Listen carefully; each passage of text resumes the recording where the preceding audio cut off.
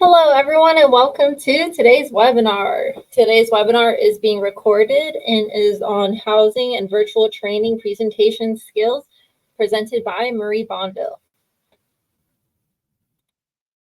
My name is Alyssa Atkins, and today I will be your webinar facilitator. I am the Training and Development Coordinator for the Native Learning Center. Just a quick disclaimer before we get started. This webinar provides a summary of fundamental concepts, requirements, and/or procedures within the allotted 90 minutes. The material discussed does not illustrate all possible scenarios that could be applicable.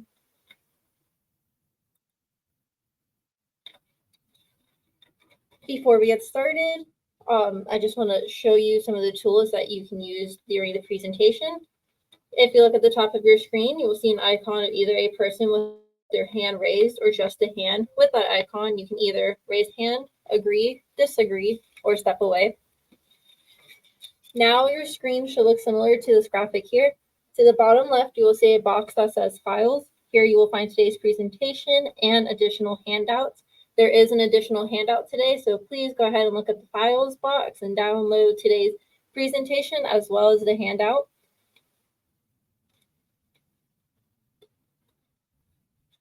The second box labeled Web Links is where you will find our survey about today's webinar, along with any other links that will be seen throughout today's presentation. Finally, to the right of the screen, we have a chat box available. This is how you will communicate with the instructor and NLC staff. If you have any questions during the presentation, please feel free to interact by using the chat box. Simply type your message and hit enter or click that up arrow icon button to submit. We do encourage class participation, so please feel free to write in those questions or comments. Tech support issues should also be submitted here. Know that most can be solved by exiting and re-entering the meeting room. Let's go ahead and all try out the chat box now by typing your name, where you're joining us from, and your tribal affiliation. And while everybody is doing that, it is with a great pleasure that I introduce Marie Bonville. The platform is all yours, Marie. Thank you. I really appreciate OISTA and the Native Learning Center for this opportunity to come back and always present with what I feel like is my work family. I've been doing this now for a very long time. And so it's a great honor to see this many people in the room who are excited about homeownership education and expanding their training skills, right? So let's just jump right into it.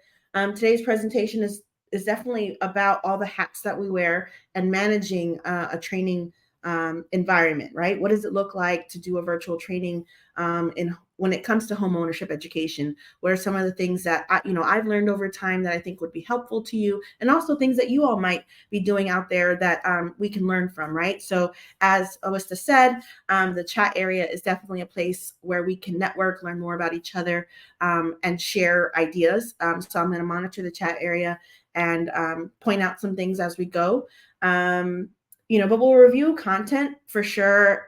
Most of you, we're now really, really involved in the social media world. And so the idea of content, creating things for consumption, creating information for consumption is something we're kind of used to now. We're hearing more and more about content as it's developed for you. And so in this case, it's content developed for our community, right? Whether that's homeownership education, financial wellness, maybe it's small business related. There's things that I think we can be putting out there to our communities and feel more confident about what we're putting out if we follow some of these tools. And then also evaluating tech, right? So there's a lot of little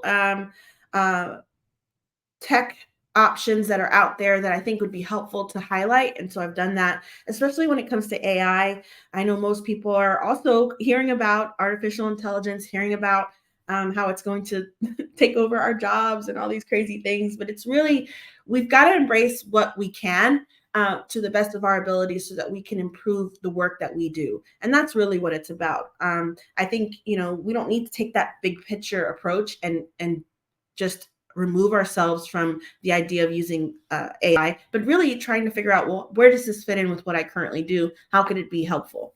And then lastly, discussing the value of evaluation, right? I think, let's see. So Kathy Locklear is in the room, and I know that I remember seeing her name in the days when I used to work for the Native Learning Center as their director of training and technical assistance. And so there was a time when I didn't know everything about housing, and I leaned heavily on the evaluations that I received. After the presentation was over, that is where I gained much of what you'll see today, because that evaluation helped me to understand that I needed to slow down, right? Then I needed to speed up, and then I needed to embrace silence, which in a webinar can be very scary at first. So it's one of those things that I think it's valuable, and we don't always take evaluation sometimes in the most positive way, right? We tend to focus on the negative, and so I really want this webinar to be about focusing on the positives that can come out of evaluation. So thank you, Kathy, for being a great source of learning for me. So a little bit about myself. As Awista has said before, I've worked with the Native Learning Center in many different capacities. I've worked with the Seminole Tribe of Florida. Currently, I work with the South Dakota Native Homeownership Coalition and other Native housing advocates in order to promote homeownership education. So I do that either through virtual training, through consultant work, and so it's with great honor that I just get to come back and do this here for home base. So if anyone remembers this video, it came out a couple years ago. It was right during COVID. This was an actual proceeding that was being held by the 394th Judicial District Court, and this particular gentleman couldn't get his screen to change, and he kept saying, "I am not a cat," and it was just really funny. And although I can't show you the video right here, I do provide you with that link because you've got to just have fun with it. I can't stress that enough. If you're anxious about your presentation, it's going to come through. And so the first step is just making sure that we understand that presenting isn't, this high level, top down thing. It's the consistency of doing several simple things well, right? So over time, you will get better at it, but perfection is not the answer. If you've ever tried to do like any sort of videos online or through social media, usually your first take is your best one because it's authentic. You said what you had to say. Back in the day when we used to leave a voicemail, right? The first voicemail is probably the best. If you try to keep perfecting it, usually you end up messing up. And so it's something similar to that, which is that, people are interacting with you every single day. When you start presenting, they still want to see that same person. So when people are asking for you to present, how do you feel about it? So I'm going to ask you a poll real quick, just to kind of gauge who I've got in the audience. The first poll says, do you currently present tribal housing education to your community? So are you currently presenting, thinking about presenting, not really interested in presenting, but thought it would be a good use of your time to attend today? So just go ahead and answer that for me.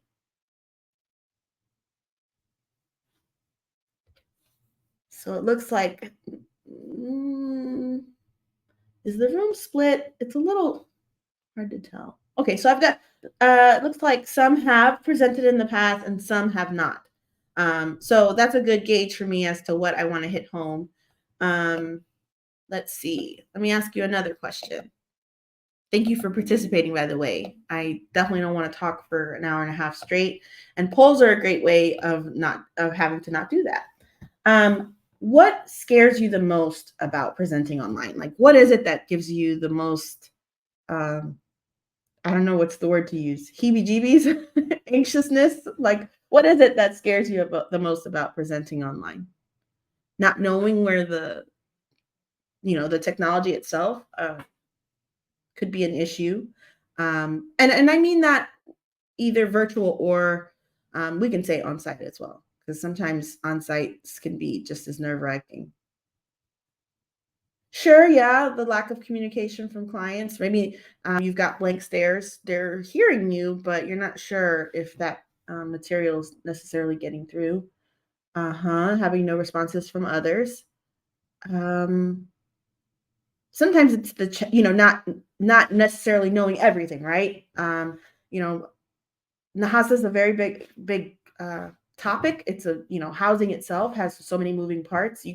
Any one of our housing topics within the housing education realm could, whether that's finding a home, learning how to get an inspection or read an inspection report, appraisals. You name it. Any one part of the housing education could create issues, make you feel anxious, like you don't know everything about everything. I'm new to doing this, so it's just not knowing, right? Not knowing, and then somebody asks you a question, what do you say? How do you get around that? The technology not working, for sure. I've had that happen several times. My clicker is not working. You want to be walking around maybe, and then you can't, because now you have to stand next to the computer and move the slides. So yeah, I think that all of your answers are valid. And we're going to talk about all of the ways that you can feel less anxious about what you've put in this particular poll. So thank you for that. And thank you for sharing and being vulnerable, because this is how we get better. So the first thing to know is that in what you do, you are providing program services. You know who you serve, what services you provide, where and how you're providing them. Right. And so you provide this information typically on a daily basis to the clients you serve. That's usually what people are wanting you to present on. That's the first kind of group. The second group is policies and procedures, right? Maybe you have to determine what's new, what's the new policy, what's the old policy, and why the difference, right? Explaining yourself to others, whether that's staff or stakeholders, executive directors, boards. You're going to have to deliver this information as to what's new, what's old, and why. Report findings, whether that's budget or impact. You're going to have to describe, hey, this is what we did this is what we said we were going to do, right? Your in-housing plan, this is what we said we were going to do. And APR, hey, this is what we did with that money, those funds, here's the impact that we had. So that's always great, because I think sometimes we don't get to stop and smell the roses. So it can be fun to deliver content or information on the impact that we had. So that's the report findings element. The next one is new ideas, right? Or concepts. Sometimes, we're rolling something out, a new program service. We've got some additional funds. Of course, with COVID, we had a whole new source of funding, and then maybe new things that we could provide that we hadn't provided in the past for our clients. And so, with that, you have to explain what's the purpose of this? How does it work? And who qualifies, right? There are clear objectives usually with ideas and concepts that you have to deliver. And then, of course, emotional, relational material. Let's say you're trying to do some financial wellness prevention, right? You're trying to make sure maybe your young adults that you're trying to reach. Hey, this is how we stay away from credit card debt. Here's how we focus on outreach to our community. It has to kind of be the way they want to hear it, right? My version of that is when I first started working in adult vocational training. I used to call the participants, and that worked for a while. But I know that even though I would call and maybe 1 out of 10 would call me back, if I texted the person would text right back. And I realized that had to be my form of outreach, right? So if I'm trying to get folks interested in a training that I've got coming up, I'm more likely to send outreach via text to my younger participants than others, right? So it just kind of depends, knowing that I'm trying to hit emotions. Hey, is this FAFSA giving you a hard time? ? And just seeing what happens when I put that out there. Then I can, use that emotion, that feeling that they have towards getting their FAFSAs done, to be able to say, okay, well, I can help with that. Of course, a call to action, right? You want folks, are you interested in buying your first-time home buyers? What does owning a home mean? ? These types of flyers that need to go out to your community have to have that emotional reach to really make impact for people to pay attention to it. One of the things I know for a fact, with 11 participants in the room, I'm not the only one that feels this way. We are inundated with information, constantly bombarded by emails and messages, and not just messages, several different ways to message. Right now, if I pick up my phone, I can go to Facebook, LinkedIn, Instagram, and they all have messaging platforms within it, right? In addition to my email, my own personal phone number, and its messaging system. So think about that when you're creating content, when you're creating a presentation and you want to deliver, you've got to make sure that you're not adding to that noise. So the next thing is a basic, right? So cite your references, and there's a reason for that. The first one is that it boosts your credibility. I don't know everything about everything, and these are the resources that I have available to you, and I have used in order to get the information that I'm going to speak about today. It's as simple as that. You're able to say, hey, look, I'm not, this is not coming out of thin air. These are credible sources that I've used in the past, and I feel like it'll be of value to you. And that's pretty much how you present it to your community. Of course, it prevents plagiarism. There are certain things that I didn't create, and therefore I want to make sure I give the right credit to where credit is due. It validates the information. When you go somewhere and it's got the seal of approval, you feel better about that purchase, right? When you buy something, it's similar to that. It validates that what you have to give is of value. It encourages learning, right? People want to explore. I can say, hey, I've only got an hour and a half with you, but this scratches the surface. There's so much more out there. These are the resources that I'll provide to you later. This is kind of like where some of the information came from, but there's so much more to learn. And I can tell you that when you get somebody who's engaged and really loves your content, they'll reach back out and say, hey, well, where can I find more information? Of course, respecting intellectual property, kind of going back to the preventing plagiarism, you want to make sure that it acknowledges, the work of others. And then legal and ethical compliance. Of course, from a compliance perspective, if it doesn't belong to you, you don't want to start having those sort of issues as well. And it builds trust. Lastly, I think most importantly, it builds a trust that what you have to give is accurate and that you took your time to find the most relevant information, right? Because that's part of it. I think that, for example, especially in Native communities, the two big ones, building Native communities through EWONAP, for example, here on my left, and then Pathways Home, the Native Home Ownership Guide produced by NAHC on my right. These are the two big ones that we use in communicating housing education to our communities. And we do have to change it up. We add to this, right? Our own personal experiences of purchasing a home. Those are the ones of the community, whatever's going on in your community, your programs, your down payment assistance options, right? All those things get added to this curriculum. And so in tribal communities, it's a little different. I want you sourcing that information, but citing it. So that's first and foremost. Then you've got to scrap the one size fits all. As I said, those are, I think always the pathway, the building Native communities can be delivered so many different ways. I've seen people do, 12-week courses where, they've got so many modules that you can break them down into sections. I've seen Pathways Home where, people try to do it in 2 days, right? And get through that curriculum. So you've got to scrap the one size fits all approach and break down what your needs will be for your community. So who's going to be your audience? Is it going to be, for example, you've got titles, you've got roles, you've got responsibilities that are in the room, and they're all a little different. So how can I make sure everybody gets what they want?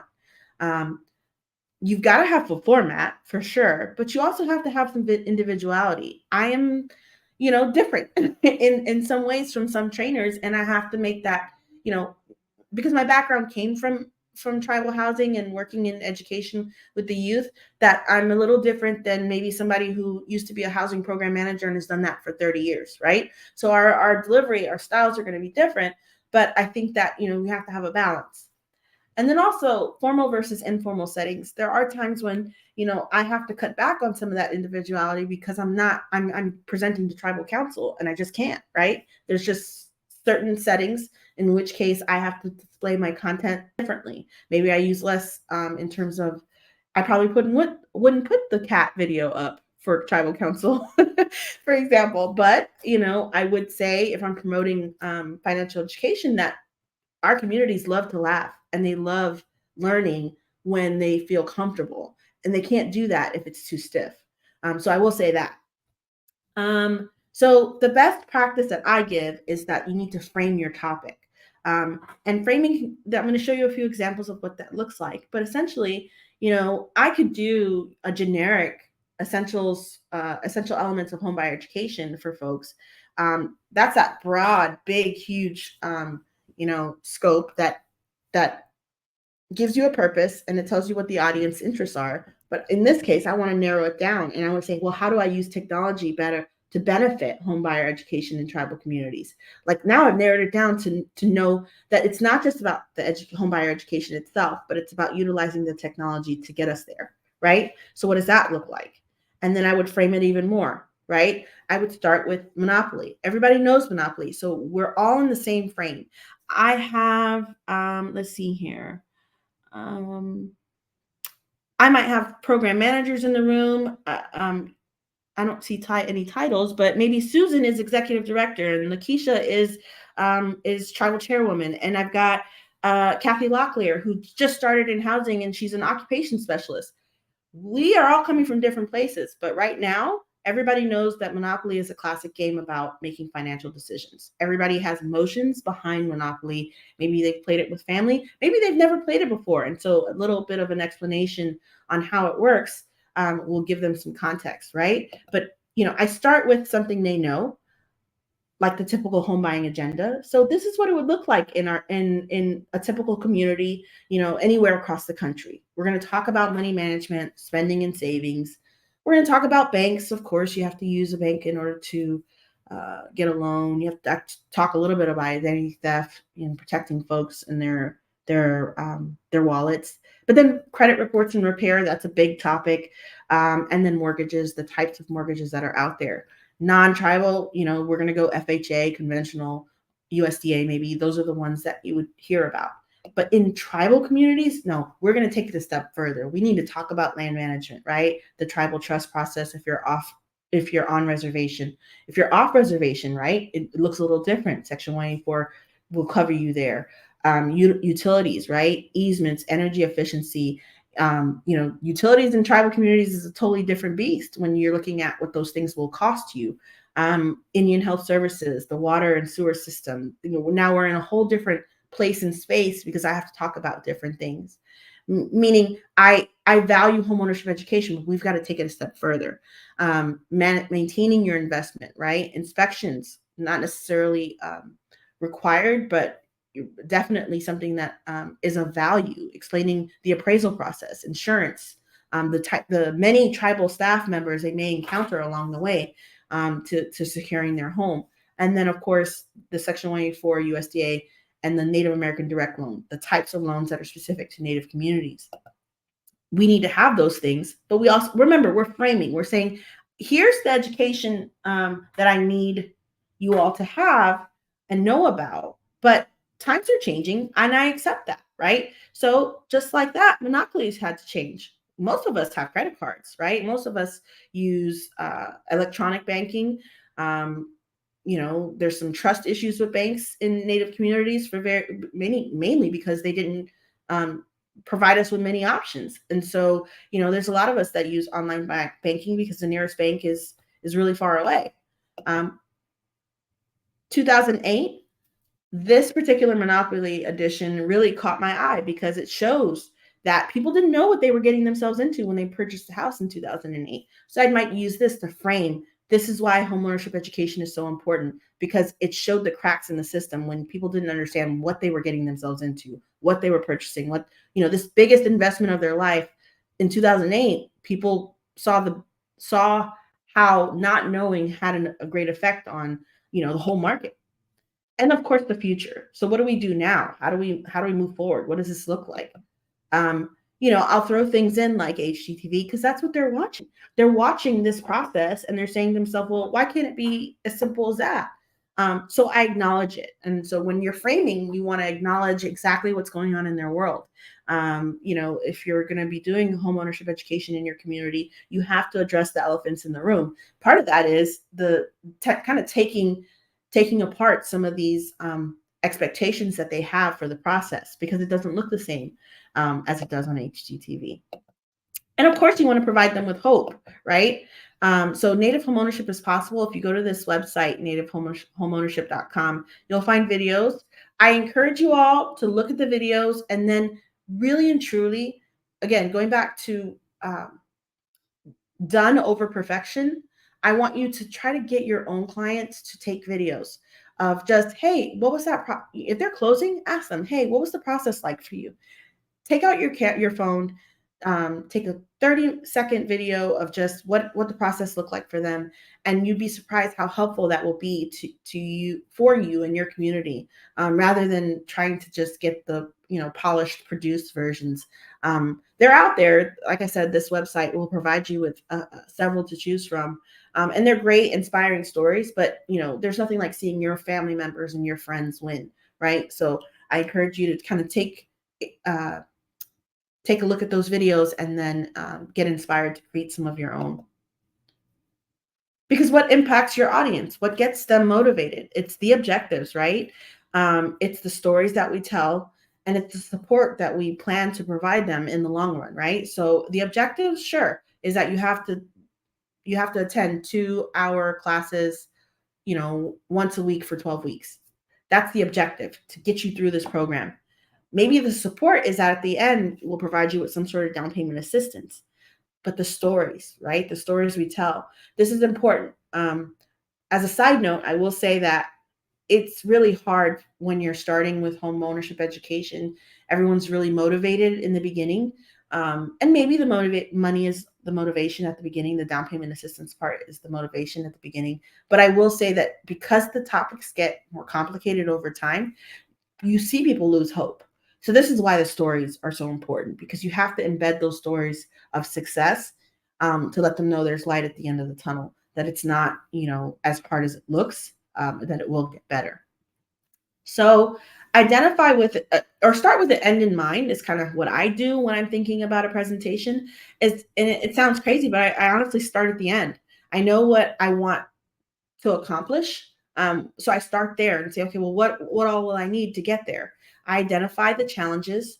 I love when I see a challenge, because then I know what the questions are, right?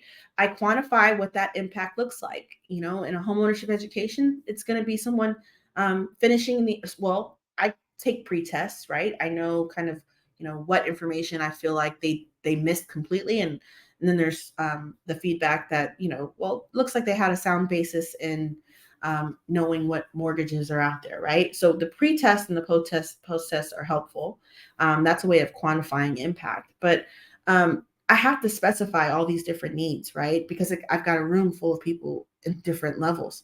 I may need to bring some of that in and say, well, how many of you have gone through the tribal land lease process? How many of you have done that? And separate the group by that, for one particular class. So that way I can make sure, people are able to get what they need from the class, right? You'll see that people lose interest sometimes because they're either way ahead of the class, or that they don't know where to start and they feel overwhelmed, right? So sometimes you've got to break it back down. This is why you need to identify that specific need. Propose what the solutions look like. If they're ahead of the game, they've been working on their credit for a while, I might suggest that they move on to the next step of talking with a qualified lender, and give them those 3 options. It might be ahead of where we are in the agenda, but it keeps them focused and it keeps them engaged. I may ask them to, if they feel comfortable enough, I might ask them to explain what their process looked like for the rest of the class, so that way they can feel like they've provided value. I can't tell you how rewarding it's been to do the work that I do. And so when you give that opportunity to your to participants, they value that.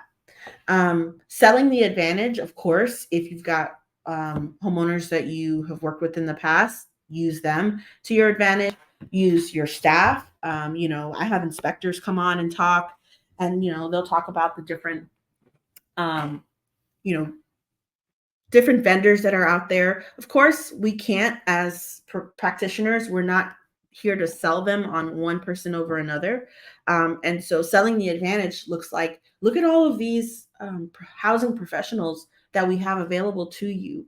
You're not doing this in the dark. We have Section 184 lenders, and we have, I like to think of it as I work with a team. Yes, I'm an individual housing education person, right? You're there in your office working, but you also have a team. You have your building inspectors, you have, or maybe your compliance staff. There's someone that's checking over applications and making sure things are as they need to be. There's someone that can assist them, with getting their taxes right. Let's say they haven't done their taxes in a while. They're kind of embarrassed by that. These are the questions that you have the answers to. That in a room of 15 to 20 people, someone hasn't done their taxes in 2 years. Someone hasn't looked at their bank statement. Putting that information out there, making them feel at ease and feeling comfortable is part of that process. And even better if you work within a tribe or a community that has options for them, making sure those people are invited to class, right? Is something, and you'll see that in the agendas that I have, templates that I have where I invite folks to come and speak, because I'm not, an expert on everything. I'm not a lender, for example. Yes, I know the program requirements, or excuse me, the loan requirements, but I'm not a lender. And so after I provide that content, right, the information about the lending process to my clients, I invite a lender to come on and speak. And that adds to my credibility. So I want you to apply the 80-20 rule. 80% of your content should be planned, right? Because within an hour and a half, what you can accomplish. But then 20% has to be the unexpected. You don't know what you're going to get. I didn't know who exactly registered for the class myself. I know the NLC does, but I'm not going to go to that dig that far down. I want it to be spontaneous. I want to have fun. Of course, if there were introductions to be made, stakeholders, right? If you've got board members in attendance, if you've got executive director staff, executive level staff, you need to identify them and have them introduce themselves in the room, then do so. Let's see. Creating opportunities for the class to engage is huge. That can be done through certainly through the chat area, right? We did that today through our polling, as we've already done. I'm going to talk about your answers here in a little bit when I talk about what scares you the most about presenting. I did that for my own benefit, right? Because now I know exactly what scares you, and I know what I want to maybe highlight as we move closer to those slides. So finding ways to involve your attendees is a part of this. So as I talk, right this very minute, there is a truck outside my window that's backing up. Totally unexpected. Hopefully it's not aggravating or bothering you like it is me. But these are the kind of things I can't plan, right? So I kind of have to go with it. And that's going to happen in your presentations as well. It's just it's just a part of the business.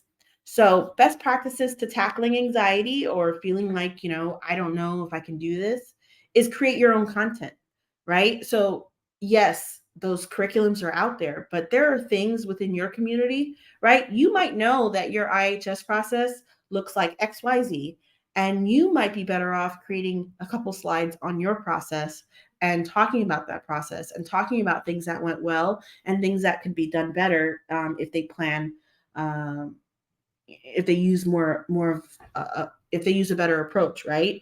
I've seen that happen. That there's the cookie cutter what IHS says to say, and then there's what you can say about the process in order to make it more smoother for your clients. So there's nothing new under the sun. Create your own slides. Practice makes perfect. I'm not going to tell you that it's easy to go through PowerPoint necessarily and become an expert overnight, but there's so many videos, YouTube videos, online resources where you can find out, how to use PowerPoint, how to use Canva, the presentation slides, how to create them and make them look more appealing to folks. But start with creating your own stuff, because really that's the only way you're going to feel comfortable. I created these slides. When someone gives you slides to read off of, you never feel that sense of ownership. It's not yours. So that'll make you trip up for sure. Feeling of inadequacy, like you're not enough, like you don't know the message. I value Native home ownership in my core. So for me, I value this message and what we hope to provide. So that success, having that in mind, is why you'll have a successful presentation, because that's what that would look like to you, right? Succeeding in valuing your message. And then, of course, you have to practice your material and know your flow, right? So if you don't have this all together, it's going to feel awkward. So what I have to do is enlist family and friends. I mean, they've heard these presentations. I can't even tell you how many times. Part of that is because I feel comfortable with them. And so they'll tell me, hey, take this slide out, or maybe switch them. They don't make sense, you know. And you've probably experienced this before, you know, in your work, but you know, the longer you stare at something, you'll miss things, right? So taking a break, walking away, removing yourself from the presentation after you've created it helps you kind of go back in and make the changes that need to be made. So when you're in development of a presentation, you want to go for a walk, listen to music, reevaluate your calendar, right? Sometimes we think we're going to feel creative. I can't tell you how many times I'm like, Friday is the day. I'm going to create this presentation on Friday. And then I'm begging the Native Learning Center for an extra day because Friday I wasn't feeling it. I didn't feel we don't always have the luxury of changing the calendar. I get that. And I'm not advocating for procrastination. But I do feel like there are times when we plan for developing something and it's just not clicking. And when that happens, you know, take a break, take a walk, try to reschedule or create another day for it, and see if that doesn't help. Avoiding social media is a good one because it takes attention away from what you're trying to do. And again, asking for honest feedback from family, friends, from your coworkers is helpful. So this slide, it's a little blurry and I apologize for that, but it does highlight something. Imagine you're a tour guide. When you're in a museum and you're looking at something, know that it's already been curated for you. Like museum tour guides go out of their way to make sure that they have one person in mind who's going to give you this information. They've written it down. I mean, it's been probably approved by dozens of people at this point. So what you're getting is the most important, right? That's the point of the tour designer. The tour guide, their job is to make sure that they provide you with a story, a flow, and a feeling, right? That it all has to make sense. And so I do think that that's how I kind of view the materials that we get from housing education. Everybody knows you got to talk about DTI, debt to income. Everybody knows you got to talk about saving and spending, and you know how to open a bank account, right, and things like that. Those are the things that you need to have. They're most important, but you know, the story, the flow, how it makes you feel, those are the things that you have control over.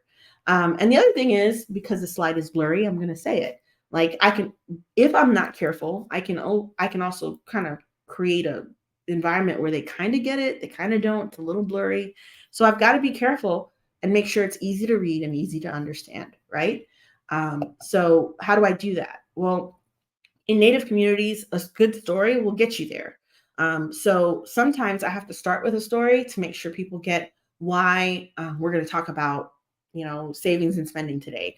Or I have to tell a story and then we'll talk about, which is why we need to talk about identity theft or insurance or something that is not, for the lack of better word, sexy, but you know, it's something they're going to have to sit and listen to because it's important to the process. So a story arc will do that. If you're not the best storyteller, then this is how it's done. And I know that different personalities are better at this than others. So this is why this particular, what's the word I'm looking for? Design helps you understand the flow of a story. So I'm going to give you all the story. Some of you may have heard it already, but you know, this is kind of why it works. In the exposition, I might talk about myself as a trainer. You know, I'm talking to a room full of first-time home buyers or people thinking about buying a home. And I say, I had a home in 2007. I purchased February of 2007, and I didn't know anything about the home buying process. And I really thought I was doing a good thing by buying a home. That's what everyone had always told me. That's what I knew growing up, that buying a home would be a good thing. However, by August of 2007, I realized that I had actually made a huge mistake. I had purchased a home using what's called an adjustable mortgage rate. That loan adjusted. And when it did, I could no longer avoid those payments, right? So that's that rising action. You can see that now as a first-time home buyer, if I'm sitting there listening to this, I'm intrigued because she's still about to teach me about buying a house, right? So now I want to know more. I'm going to talk about the fact that in 2008, I had to become my own expert. I had to advocate for myself because I didn't know what I had gotten myself into. By 2000 and the end of 2008, I was what they call underwater. I owed more than the home was worth, right? And I had to make a decision whether I was going to be able to keep this home, right? That's the climax. Like, what's going to happen next? I don't know. You have to stay tuned to find out. Following action, I decided to become much more involved in the home buying process, the home ownership process. I had to learn exactly what I had gotten myself into. I had to learn about the loan modification process. I had to call the lender, which some of our folks, they don't want to talk to the people that they owe, right? As you speak to them, they've got bills at home that they haven't opened because they're avoiding it. So this is again connecting with them on that level. Because they'd send me tons of letters, phone calls, you name it, because they wanted their money, and I don't blame them, right? But I had to figure out how to navigate that process. And the following action is that because of that, I was able to save my home. Like so many in 2008 that, unfortunately lost their home. It was a hard process, right? It took lots of time, but I was able to get through it. And I realized the value of homeownership education, which is why I do what I do and why I'm so thankful to do it with them in the room, right? So I only add to the fact that I have this experience now that I can share with folks, but you can kind of see where the story arc itself helps, and not necessarily for something in your life. Maybe it's a family member or friend. If they're willing, they'll allow you to tell the story, then you can use the story arc to prove or provide that level of support to the attendees to say, I know where you're coming from. I didn't know everything about everything, but now that I know this information, I'm so thankful to share it with you. So that's kind of how the story arc works, if anybody has any questions about it. And so I like this slide because proper packaging equals safer delivery, right? We've all seen those UPS folks when they chuck those packages against the wall. Like, in order for you to be able to have a successful presentation, you have to make sure you don't make any errors, right? And when I say errors, I don't mean like you can't make a mistake. I mean, don't force an error, right? For those, what is it, sports folks in the room, things that you can control, like professional standards in writing, right? If I had a word that was misspelled, somebody would point it out or pick it out, right? And all of a sudden that takes away from my credibility. If I have a blurry image, I used it to my advantage just now, by the way, but sometimes when you have a blurry image or something that doesn't look good online, it can sometimes take away from the presentation. And then, of course, mixed fonts. I know that some of us are copying and pasting from different places and spaces, different reports and whatnot. So just kind of keep it all nice and clean and try to not make any forced errors. So this next half of the presentation, we're going to talk about, the routine, right? What does it look like to decide to do a training? What's my pre-training routine, the room setup? We'll talk about communication, things that I do to stay engaged, because again, talking for an hour at a time, 2 hours, it can be difficult. It's not something that can be learned overnight, but once you practice it, you'll get better.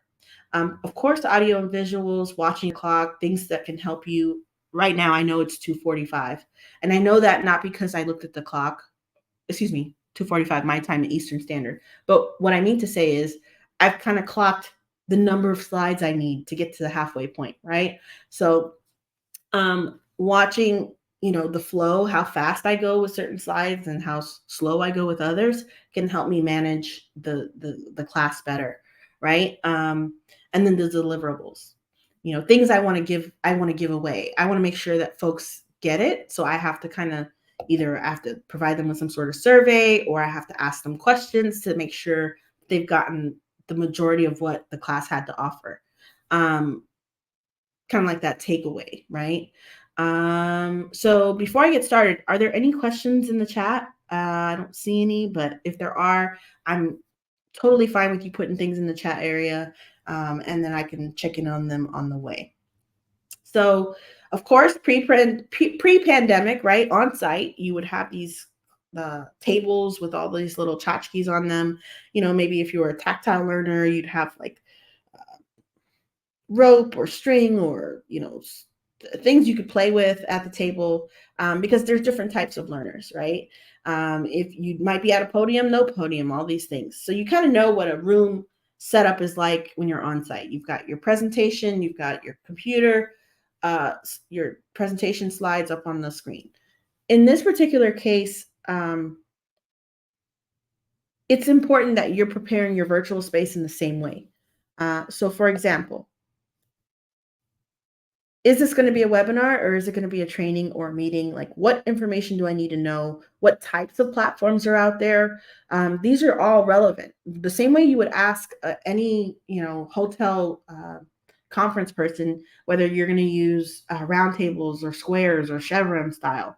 The same thing applies. In a virtual setting, you need to know what you need to make sure that you deliver the best experience. So you're in control of that.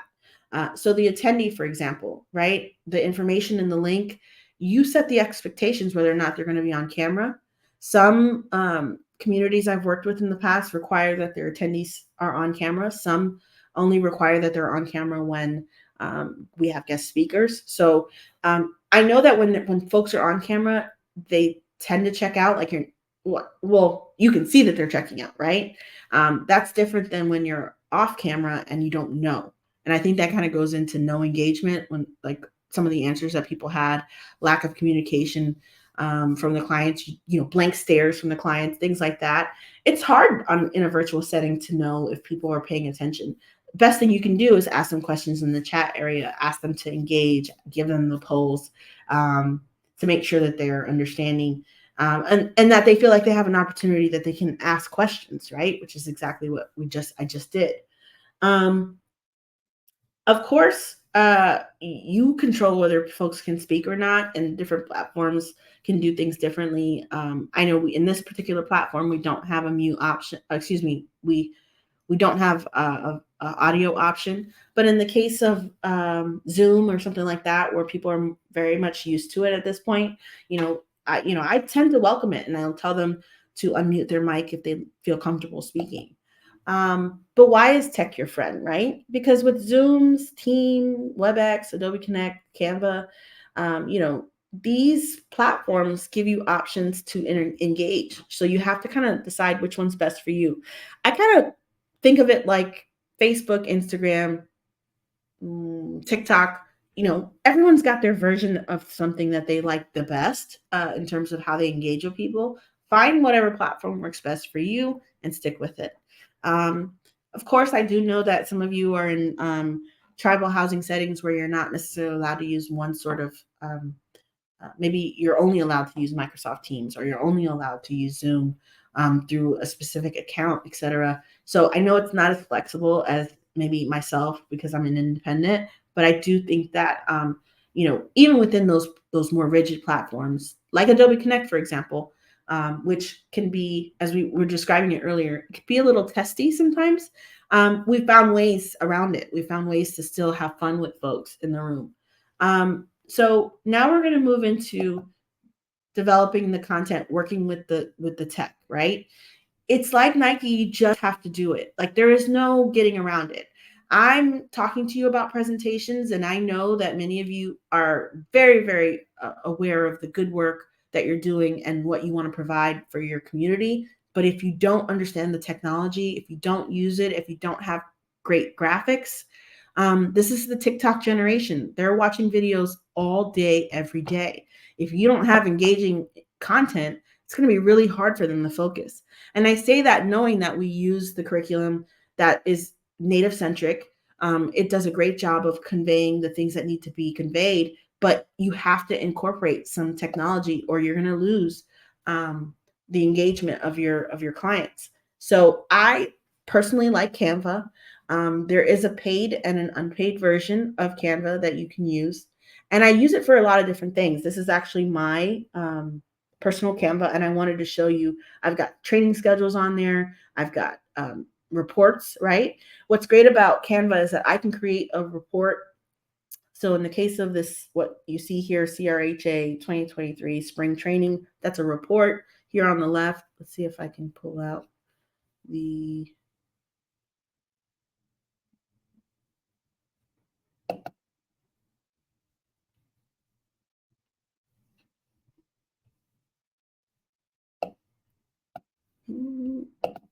there it is. So right here, I've got my spring training guide, and I was able to turn that report into a PowerPoint right here, which I thought was just really cool. It's great at converting things, and it helps you to just not have to do all of the extra work. So that's why I like it.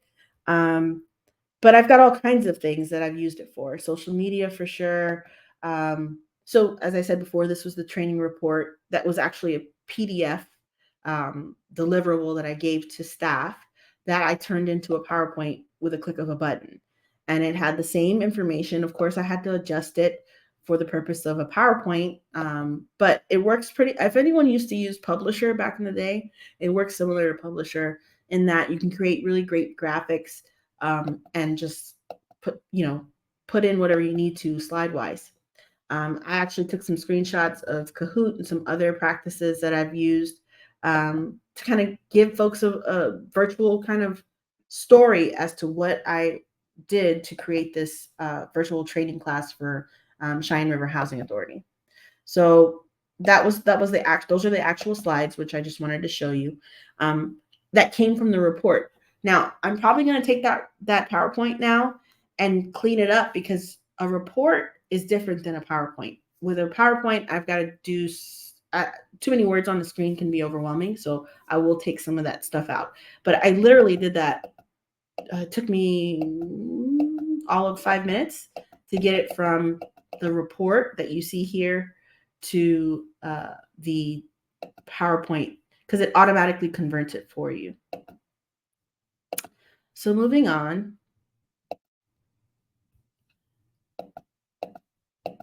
Let's go with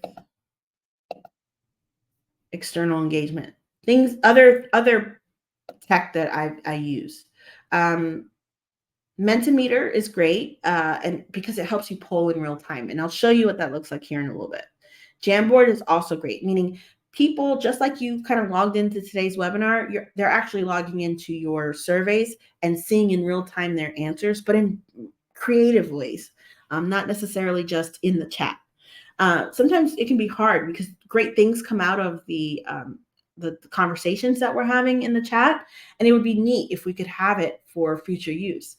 I take what gets created from the Jamboards and from the Mentimeters, and I use it to show the engagement that we had with the deliverable. Here's what my clients learned while they were in class. The symbol here, the green one with the white stripes, that's Spotify. And I use music a lot in my presentations because it takes them back to a place that they used to be. I use breakouts a lot. You'll see me take this team of 11, right? I might take Allison, Charmaine, and Jessica, and Kathy, turn them into a group, break it out into a group setting, and make them do some work together, right? Because when you're trying to make sure that folks are staying engaged, you've got to check in on them. They might be making dinner for all you know, especially if their camera's off, right? So you've got to kind of do some background. Now you have to set that expectation up in the beginning that, hey guys, we're going to have group activities this evening. Give them the heads up, let them know, because part of having a virtual training is the flexibility. I can't tell you how many people are super thankful that they're having virtual trainings, because it's hard to do pick up and drop off with kids and, dinner time and all these things in the evening that, they value having class, but if you give them an expectation ahead of time that we're going to have breakouts, then they know to expect it and they can be engaged. Designing tools. So as I said before, Jamboard. Here we're talking about homebuyer readiness, and I want them to talk about their family budget. What are fixed expenses? Explain it to me. And so after a training, I might put this link in the chat and say, okay, give me what you learned about family budget. And they'll put that there. And then the following week, we'll add to it. Let's talk. What are 2 types of credit, right?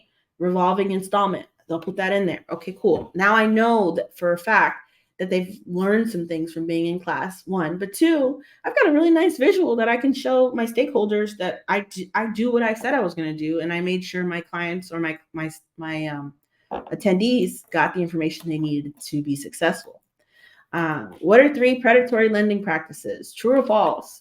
Preventing foreclosure, post purchase stuff, right? Why should you conduct a home inventory? These are the kind of things I would put out there. So I can take some of the OESTA practices, for example, and put them in a virtual setting like this. Now, OESTA they provided me with the idea of saying, okay, you've got spring, summer, fall, and winter. What are things that we used to do to prepare for that, right? And so I want them thinking about that. And I think that that's such a great and powerful tool working in Native communities to do something like that, to show that we've been doing this all along, right? We've been preparing for things all along. And then I'll have them do it again. But the second time I have them do it, I have them do it for things that we do today. Like maybe in the fall, for sure, I'm back to school shopping. In the winter, I'm preparing for, maybe making sure I have my holiday schedule situated. I know exactly whose house we're going to for Christmas dinner, et cetera, or whatever the case is. Like in the summer, you've got sports and you've got different events you go to, powwows, whatnot. Like, so meaning we've been doing this, we'll continue doing this. This is something that can be done for housing as well, right? That's the goal of this particular thing, experience or exercise. And so putting it in this environment, so this is Jamboard, allows people to see other people's answers in real time as well. So it's really fun and it's a great tool. If you haven't had Jamboard's through Google and it's free. So that's another benefit to using Jamboard. Now, this is Mentimeter. And as you see here on the left, it says, by attending this class, I've learned, and then it has 27 responses. So what I did was I put the link in the chat area. Then folks went to the website and they answered the question. An instant slide that I can use for future use to show folks what they learned in class and also to show the staff what they've learned in class. But it's a powerful slide as well when you see that 27 new potential homeowners understand more about budgeting and financing, home buying process, saving, security, value, what they see about a home, and the things that they need to know in order to purchase a home. It's a really powerful slide. Google Forms is also a really great tool. With Google Forms, what you're able to do is create surveys, right? So I might put out a survey to ask my folks, okay, have you ever used Zoom before? What did you like most about the training? What did you like least about the training? Of course, here you can see some people put convenience, not having to travel 45 miles each way to class. I mean, when we're talking about gas and saving money, that's a big one, right? Make sure you keep a running list of all your presentation materials and the videos that you're going to use. You have to prep beforehand. It's not the kind of thing, I know we all have been using that curriculum for so long that sometimes we think we'll just keep doing what we've been doing. But, have the link somewhere where you can reference them, have the videos available. If I don't have them ready before class, I won't be able to use them. And I have had it happen where times run out and I just didn't get to it. And I kick myself for it because it makes for a better presentation. Links of external training tools, right? QR codes, stuff people can do on their phones. QR codes, if you're not familiar with them, they kind of look like this little box here.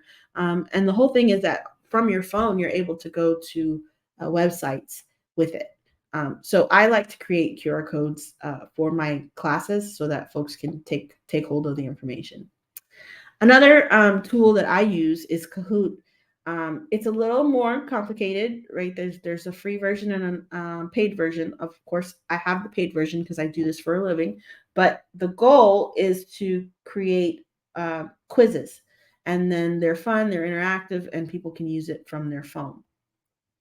So I would definitely say take a look at Kahoot if you're the type that's going to be doing this more often in your community.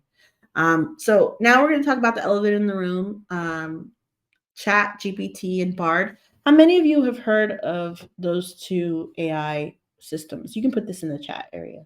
Just curious. How many of you have used it? You can be honest. And how many of you know that they exist? Let's see. I see Susan's typing. We'll give you all a second. Never heard of them. Okay. Well, good. If I said Kentucky right now, what would you all say? If I said Kentucky, you might finish the sentence, right? You might say fried chicken. You might say Kentucky State. But your brain is automatically going to give you options, right? Teresa says chicken. So Google is like that, right? That it's basically completing the sentence. If you put any one thing into Google, it'll complete the sentence for you. Many of you use email for work. I'm sure you all have had emails suggest things to you. Hey, your email says attached, but nothing's attached. Would you like, do you want to attach something? Or it might say, it might complete the end of the sentence for you. And, we all thought that was great. Oh, wow, that's convenient. Well, that's where they were headed with this. AI has been around for a while now. It's just that it's even more, it can be even more comprehensive than it was, when we were using it in our email. It can take what you've written and rewrite it in a way that makes much more sense for some folks. So kind of how they work, ChatGPT is through Microsoft. Google or Bard is a Google product. But essentially, when you put information in, it gives you answers. And so I'm going to give you the benefits of AI, and I'm also going to give you the drawbacks because they both exist, right? It's not that it can be very, very helpful when you're presenting, but I do want you to be aware of some of the drawbacks. So the first thing is that it helps you develop repetitive tasks quickly. What do I mean by that? So let's say you have a homebuyer education class that you're doing, and you want to send out weekly reminders, right? So you might put something in the ChatGPT or in Bard that says, "Give me some statistics about home ownership," right? And then it'll just flood you with different statistics that might be interesting, something that you might want to put in some of the content. Of course, if they've got the information, you can put in native communities at the end and see what comes up. But it does so, I'm talking within seconds. It makes fewer mistakes in analyzing data. Of course, that data, is coming from large sources. So is it going to be 100%? Maybe not, which is why accuracy can go either way. But you tend to make fewer mistakes, just like with Excel, than if you were to go the route of doing it yourself or by pen and paper. Availability, it's open 24/7. It's right now, if you left what we were doing here and went over there, you'd be able to see how it works. Of course, you can personalize it. It can give you recommendations. So let's say I make the comment, we will begin at 2 p.m. Eastern, but I just don't want to say it like that. I might put it into ChatGPT and see what other options might be available to me. And it'll give me other versions of it for me to choose from. Of course, it's an aggregate. It's giving me all the information from all across the internet in the world. So it's a huge database. And it has industry knowledge, including industry knowledge in housing and specifically in Native communities, believe it or not, because it's taking information from everywhere. And then, of course, customer service. If you're trying to brainstorm, if you've been staring at an email for a really long time and you're not sure if this was the right way to say it, you can copy and paste it right into a chat bot, and it'll tell you, okay, well, here are 3 options of, how to say it. As a side note, I work as a realtor here in the state of Georgia, and I have to market property. I have to say it's got 3 bedrooms, 2 baths. There's only so many ways you can say that before you start to feel like, maybe there's something else. Maybe there's something I'm missing. And so it's neat that you can use this tool to kind of give you fresh ideas, new ideas. But kind of going back to the ethics of it, right? There are drawbacks to AI in that some people say, oh, well, it's going to replace human jobs. I don't think that that's the case. I think we all need to know how to use it to benefit our work. So there's that. But of course, it is out there that, you know, if you're creative, you're the type of person who maybe creates content for folks, then yeah, that could be the case. Bias, remember, it's getting data from everywhere, and that data we know can be biased. You know, if the aggregate is biased, then yeah, if the input is biased, then the output will be biased as well. Privacy, I wouldn't say to use this for the purpose of specific work information, right? So you're working specifically on something for Cheyenne River Housing Authority. I'm not going to personally put something in there about that work that I'm doing. You know, these are generic, you know, top level, you know, information that I'm asking it. I'm not giving it any specifics in regards to my classes or my my staff information, my names, things like that. The sovereignty of that data, I don't want Google to use it to their benefit, so I don't put that type of information in there. So that's one thing. You know, I've seen people say, "Oh, I can put my whole resume in there." I'm like, "No way, Jose. I do not want private information in there for that reason." Security risk, of course, like anything, it can be hacked. So, you know, if you're asking it questions, then now it's out there. But the types of questions I tend to ask are specific to, you know, what are interest rates right now, you know, in a specific area. What are some of the impediments to housing? And I just want to learn more about a location. Sometimes I'm not specific to one tribe or location. I'm all over. So learning more can be helpful. But again, going back to the risks, and then it does raise some ethical questions because you're talking to a bot. It's not a real person. Does it have a soul? That kind of thing. I can't answer those questions. That is way with the 30 minutes left that we have, we're not going to go there. But these are the types of things that come up when you ask what are the drawbacks of AI. And then of course, maybe we'll rely too much on it.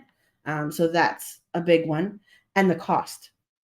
Building AI can be expensive. So now you're seeing that there are paid versions as well as the free ones. So the question is, I find them to be very, very strong. Like they can do so much that I can't imagine what a paid version would be able to do at this point. And the last thing I'll say about AI is that I used it to create these 2 slides. So it was really helpful that it took me all of 2 seconds. Of course, I took out a few that I felt weren't valuable to this particular conversation that we're having. But yeah, that's how AI works. Any questions about that? I find it valuable. Like I can put in, June is homeownership month. Give me 30 topics for June for homeownership month. And it might give me ideas on what I could do to promote homeownership in my community that particular month. And so it's done in that way. Canva actually has a version of it within their system to where, if I'm in a presentation, it might offer me options as well. And there's actually AI for images now as well. So I might say, I can't find a specific image and I know what I want in my head. And I might put it in an AI platform that'll say, I want a picture of, of a green field with white lilies and a small dog. And it'll just create it based on what I've given it information wise. So it's a neat tool, but again, it's something that you can use sparingly within your presentation to just, expedite things. It's really great for small tasks. So now we'll just break down the meeting versus webinar versus training situation, because a lot of times people are like, okay, well, what's the difference? In a meeting, I create an agenda and everybody kind of has to know. I feel it's valuable for everyone to have an agenda. Don't send, I don't like the idea of going into a meeting and not knowing what it's about. So typically meetings have agendas, and in those agendas, you determine if this is something we're going to collaborate on, if it's an idea, if we're brainstorming, when there's a time to talk, who will speak and on what. And then of course, if you break out into teams or groups, it'll have that information in there. Maybe the meeting is just to give out information, and if so, your standard staff meeting or something like that. But in a meeting, you should have that information. In a webinar, it's a little different. We are in a webinar right now, so I gave you training descriptions and objectives. I hope to hit all those objectives and deliver the information. I'm the primary source, and I have some resources that I'm providing. Now, in this particular case, we use everything within the system. I don't take you anywhere out of the system. So this is the reason why I didn't take you to Zoom or take you to Kahoot or Jamboard or any of that, because inside the system, it has its own versions of things that we can utilize. And so that's just the way it's done in a webinar situation. I can break you out into larger groups of 8. Like if I have more than 8 participants, then it's usually easy to do. So that's a good way to do introductions and discussions. If I have to have, let's say I have topics that I want us to discuss in groups. But in trainings, that's different. I have a large amount of content that I have to deliver over what I feel is a short period of time, right? In some cases, I've got 2 8-hour days to deliver, what I can do in 24 weeks, right? With some communities when it comes to content. So it just depends. I'm still the primary source of information, but now I have time to make sure that my clients understand, or my customers understand what I'm providing by way of teaching it back. Like they'll give me feedback. They'll ask questions. They have opportunities to work in groups and for us to kind of flush out all the ideas that we're putting on the table. And in this particular case, that's when you can use internal platform features and external tools, right? Like the ones we talked about. And then, of course, breaking out into groups, because you don't want to become white noise. As I mentioned before, talking for 2 hours straight is not ideal. You want to have time where folks can break out or use the chat to communicate. And I would consider 2 trainers. I think it's very helpful. As you saw earlier, Alyssa's here. She's in the background. If somebody wants to know, hey, is a copy of this presentation going to be available? I don't have to stop the presentation to answer that, because I know she's in the background and she's able to do it. Same with technology. If I run into an issue or somebody says, hey, I don't hear you, I don't necessarily have to stop. I know that the majority of folks can hear me because I would have seen it in the chat. She can maybe troubleshoot with that individual by herself, separate. And so then we can keep the train moving forward. So have fun, but remember the mission. I like this slide. It says the Brady Bunch has been Zooming since 1969. The fact of the matter is that a lot of what we're talking about is the same whether you're doing it virtual or on site.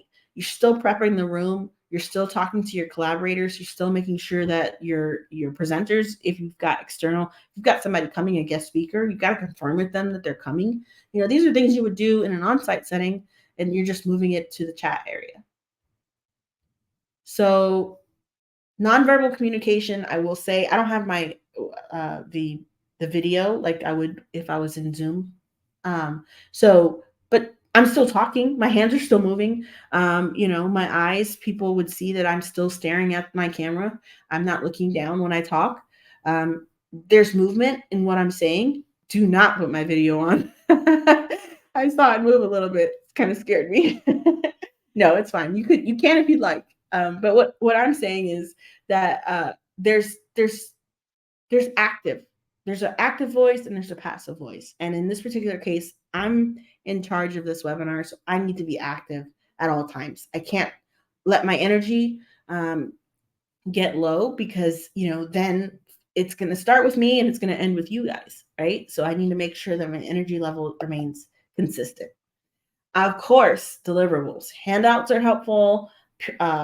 Resources, PowerPoints. You're not going to get through everything. When I'm doing spending and savings and or credit, forget it. Credit is one of those that people have so many questions and personal questions, things that have happened to them and their family members. It's really hard to get through that content when you've got people wanting to share, and it's helpful to have people share. So I never want to cut that short, that I might say, okay, hey, we didn't get to XYZ today, but I'm going to give you this handout and I want you all to complete it, bring it back at next class, right? So we talked about polling, but I want to just say, you don't poll just to poll, right? I didn't poll you guys on things that weren't going to be of value to me as a presenter. I made sure I asked you the questions that I thought would help me tailor what I need to say to benefit you. So acknowledge the answers as I did. You saw that I basically went through them and gave them all the value that I felt they had, to acknowledge it, to say that the answers make sense, and here's why. And then I refer to them throughout the presentation so that you all can stay engaged.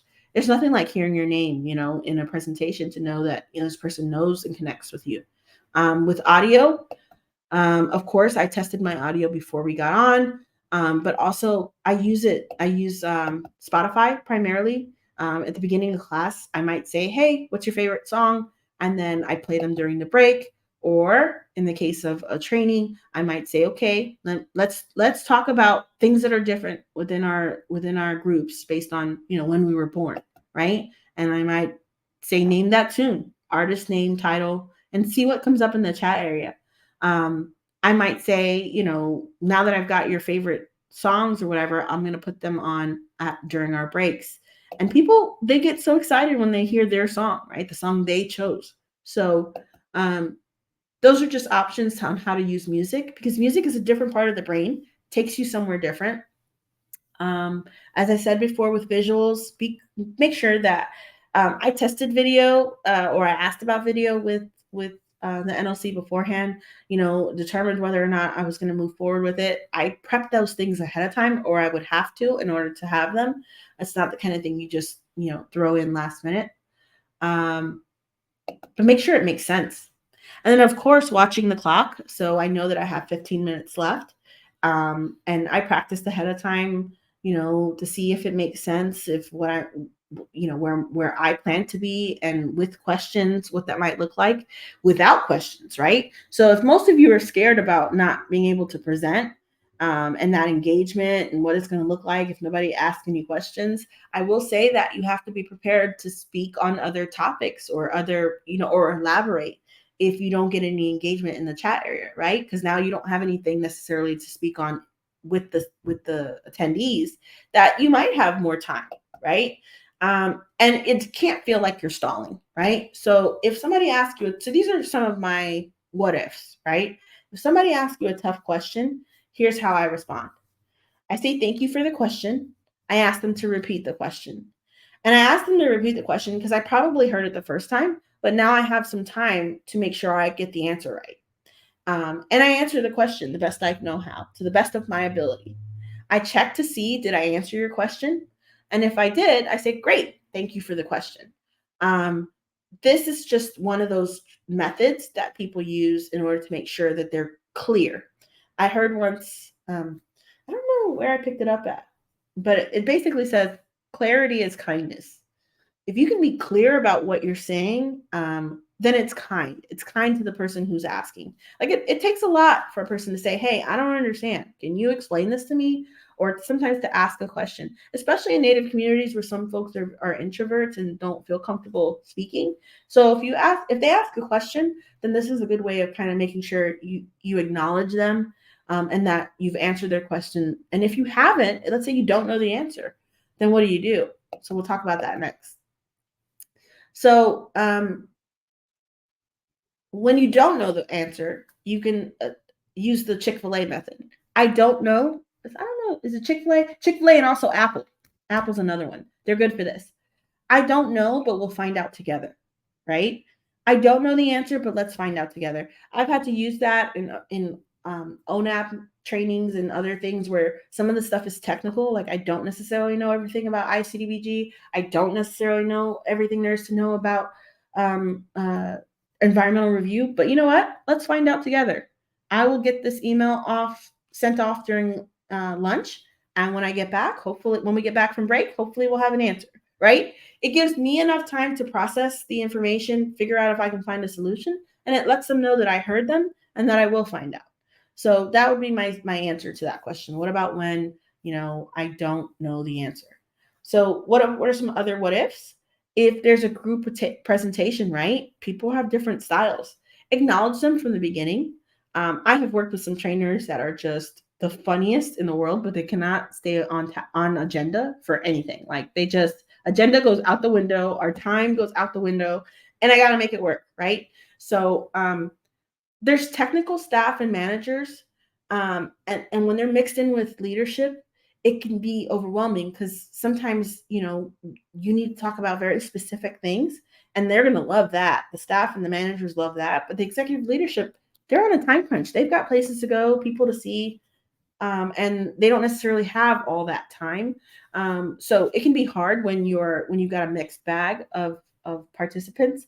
I will say, for example, someone like, for those of you familiar with Cheryl Cosley, she's the former executive director of Native American Indian Housing Council, right? So if I'm in a room providing a training and a person like that is in the training, I'm going to talk to Cheryl beforehand. I'm going to say, oh, great to see you here today. I'm so glad you're here. I'll tell them what my training's about. I try to get that conversation off before the training starts. And then that way I say, by the way, if you feel comfortable, I'd love to pick your brain if we're in class, because a person like that's got knowledge to share and they have a heart for service and what they do. They've got opinions. It's kind of like you're making sure you fold them in, so that you can feel at ease when you're presenting. It could be anxious to see, tribal chairman or some other executive staff in the room, and you don't want to feel anxious, and fold them into the conversation. So when I do that, oftentimes they're more than willing to participate, or they'll put an exclamation point on the back of something I've said, also adding to my confidence level, because I know what I'm saying is correct and that I've got the backing of someone who really and truly gets it. I make sure not to start late or end early. Those are just some things that, when people define that, especially professionals, they define a certain period of time to do something. They want it to start on time and they want it to end on time. And then when technology doesn't cooperate, you got to just go with the flow. I can't emphasize that enough. There's nothing you can do. I mean, it is what it is. So there's times when I had slides and I thought I was going to rely on them, and then I don't have a screen. I don't have a slide. My computer's gone crazy. You just have to go with it. So listen to constructive criticism and disagreements. Of course, you're the manager. You're the one in the room managing the group. So you also have to make sure that people are being respectful to each other. I have had it happen where folks want to give incorrect information, right? Kind of group speak. They're in the room and they're saying, well, here's what I did with my credit. And it's like, yes, but I wouldn't advocate that you do that for everyone, right? So you have to land on your truth, on what you feel is the best for the class. And it could be that I value what you have to bring to the table, or I value that response, but here's what we have to get through content wise, and I want to go ahead and do that so that we end on time, right? So, because there will be some folks that like talking in public and like maybe monopolizing the conversation, being the one to speak, and not giving other folks the opportunity. You have to respond assertively. The presentation has to go on. I mean, I've seen it happen in the chat as well, that people, they're constantly responding in the chat. And it's like, I appreciate that. I want your feedback. I want you to be engaged. But then on the flip side, it can also be a distraction. So I have to keep the train moving because the presentation has to go on. So evaluation is kind of where you can tweak some of these things. You have to figure out what works, what doesn't work, and how you can improve. So evaluation questions that I like: was the presenter and its content useful? What will you do with the information you've learned today? What training logistics might be needed, such as length, right? Was it too hot, too cold? Those are the kind of things we'd ask with an on-site. So in a webinar, you would ask things about, was this enough information, enough time to provide the presentation? And then, of course, you want to open it for improvement, right? A comment section. I know it might sound scary, but you're never going to make everyone happy. That's number one to training. you are going to have a mixed bag. Some folks are going to, maybe it's a mandatory training. And so everybody's been asked to be there, and some people feel they don't have to. I mean, there's nothing you can do about that as the trainer. You've got to just make sure you get the information over to them and that it's effective. So as I said before, Google Forms is good for that. SurveyMonkey, there's an unpaid version of it. It just depends.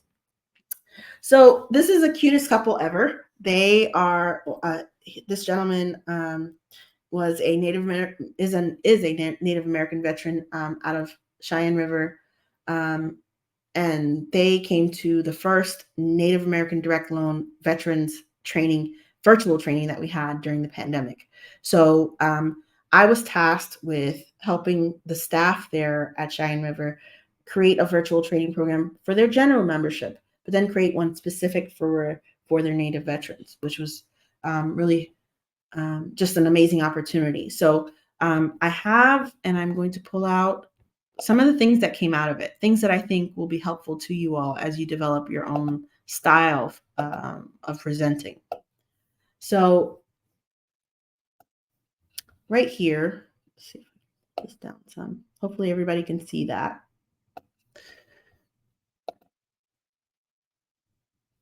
And I will say one thing about silence is it does happen. Like, you're going to have some silence in your presentation and you're not going to like it, but it's a part of the process. When you're switching from one presentation to another, or one PDF, or, you're in the book and now you're moving to your slides, it's going to happen where you've got some silence. You just kind of have to be comfortable with it.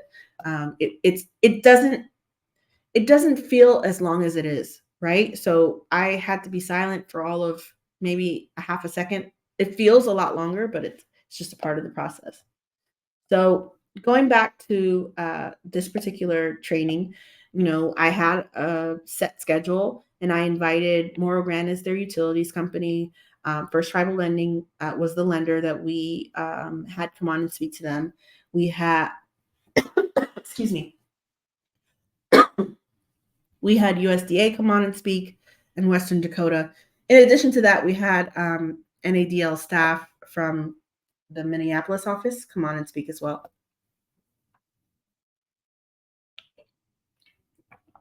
So here you can see some training logistics, 18 participants, 12 classes. But here's where it gets good, right? What was some of the stuff that the staff learned about having to do trainings online? The first one is that it's a lot tougher than they thought, right? When you're face to face, there's things you can really pay attention to, like a person's their facial expressions. When you don't have that, you have to make sure that things are well planned out. So one of the comments says that the well planned out curriculum is a part of the process. It's important. And of course, they had someone, myself and another trainer, to assist them in learning more about how to be effective. So let's go back to the beginning. We had to talk about pre-training, setting a facilitator versus an instructor. What does it mean to be a facilitator? Someone like Awista right now, making sure that the back end of the presentation is always accurate. As I talked about websites, she put it in the chat area. That is one way that they assist, and that's why I value having a two-person team, someone to facilitate and someone to be the instructor. Also, two voices are better than one. So with a live training, you have to set the expectation of the clients on camera versus off camera, using the chat area, etc. And then, of course, the evaluation, like we talked about.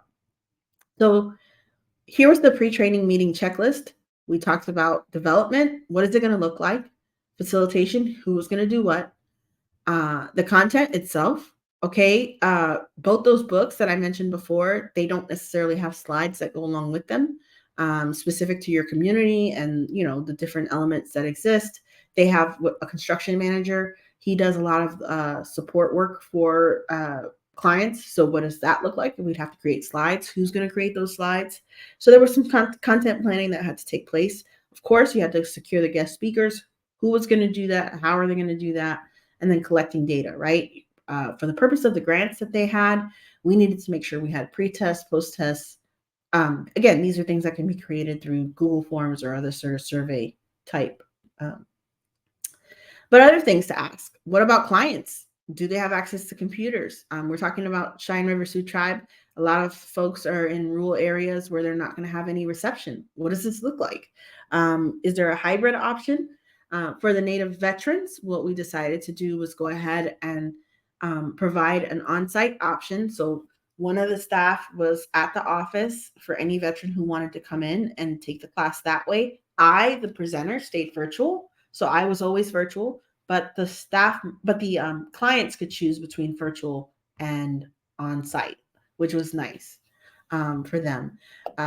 It really kind of split, and it's funny because this is the picture from one of the classes, and it kind of split down the middle. So I think you can kind of see here, third Zoom box in, we had our older veterans all end up being at the training, and then some of the younger veterans decided that they would just do it virtual, which I thought was interesting.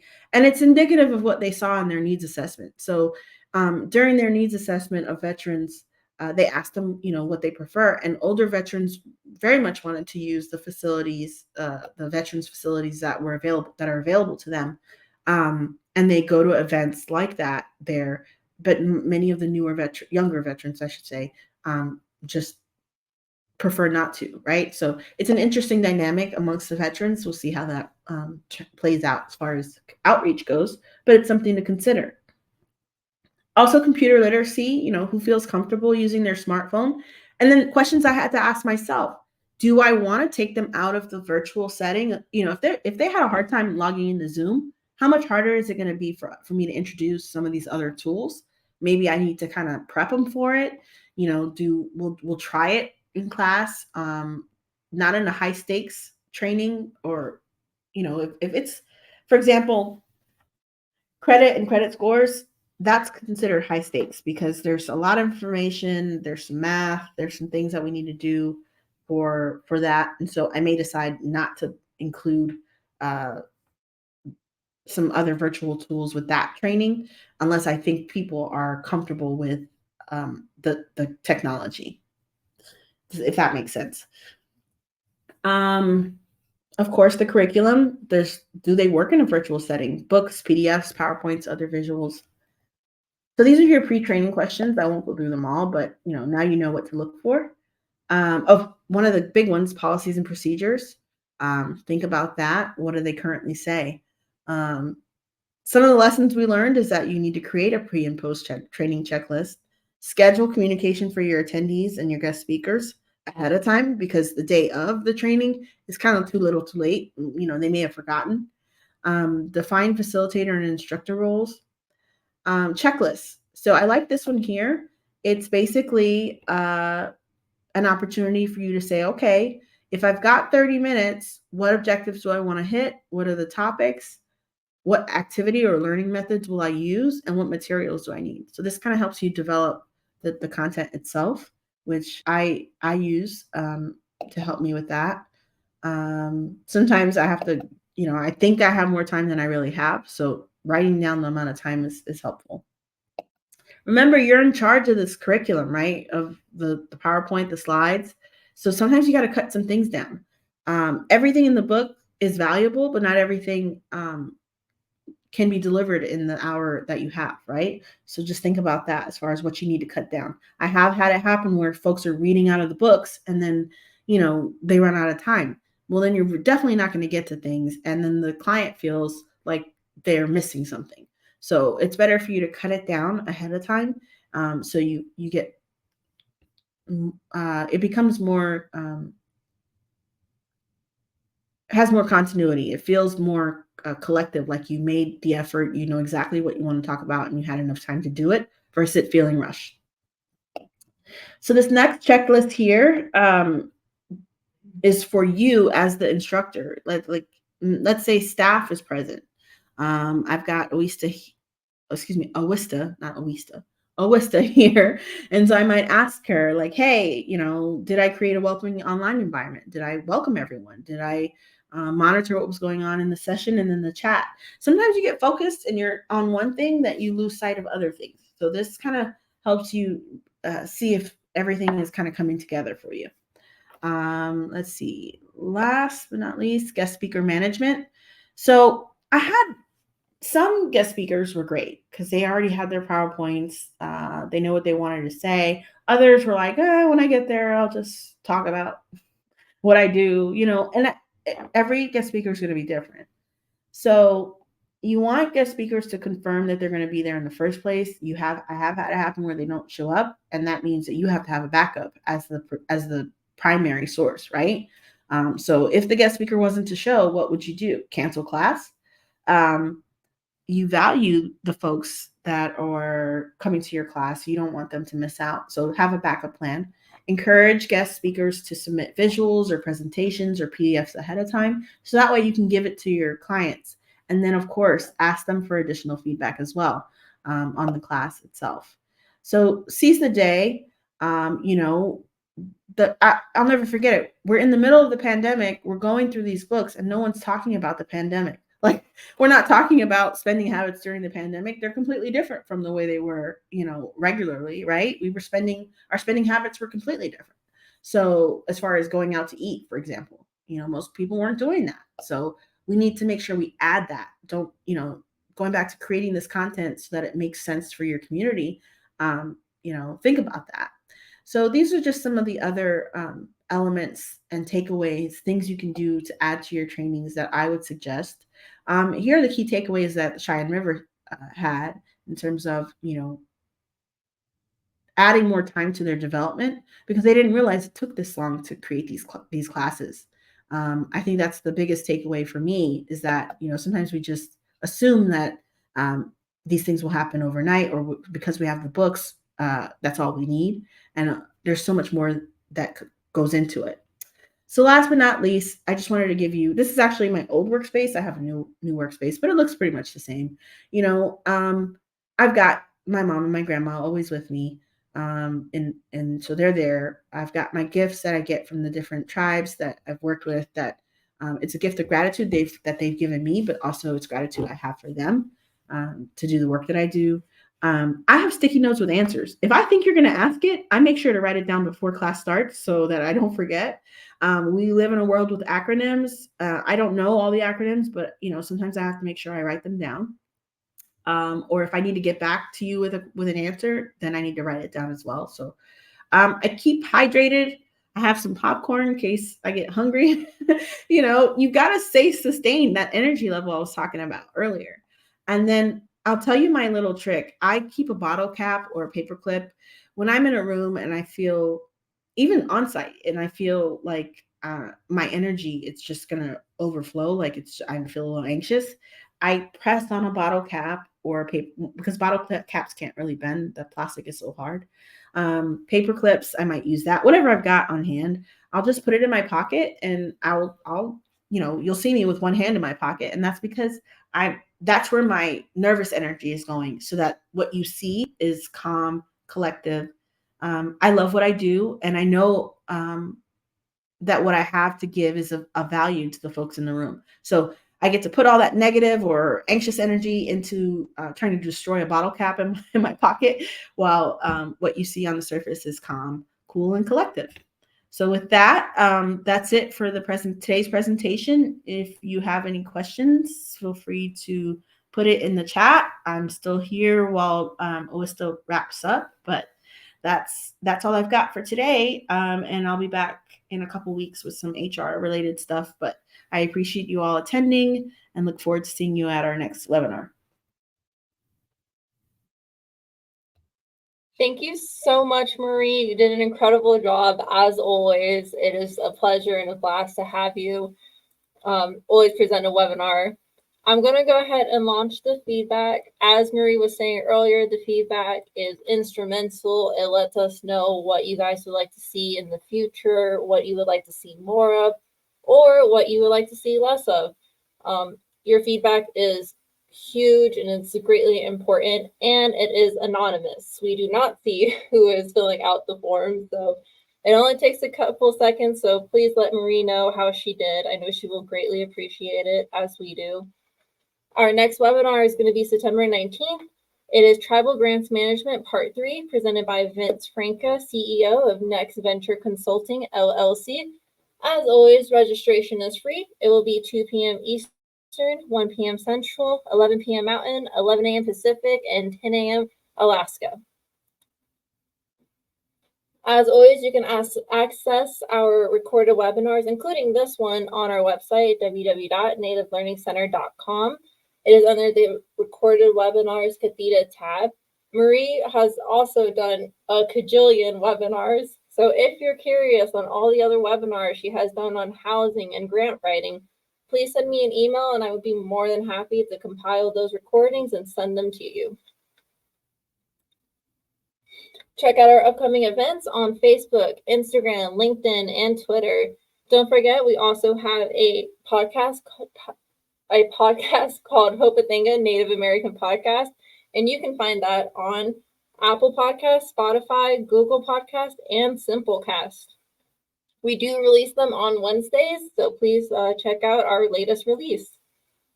As always, thank you everybody for joining us today. We greatly appreciate you and all your participation. And once again, thank you so much, Marie, for today's webinar. You did an incredible job and can't wait to have you back.